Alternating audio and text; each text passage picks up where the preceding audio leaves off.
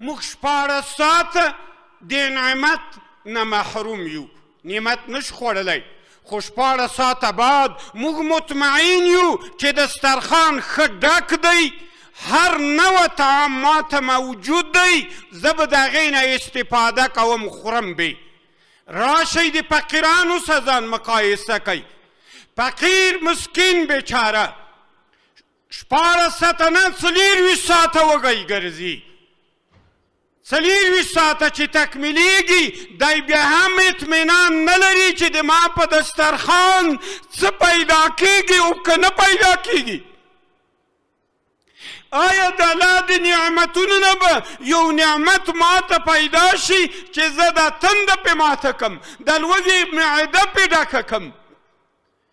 دا روژه د موږ دپاره پروردګار په دې فرض ګرځولې ده چې موږ د فقیرانو غریبانو د لوږې نه خبر شو، دوی د اقتصادي بد حالت نه ځان خبر کو، دوی سره خپل کومکونه وکوو، دوی د دې لوږې نه راوباسو لکه موږ چې په معده په ډکه معده ګرځو، چې دوی هم د موږ سره په دې نعمت کې شریک شي.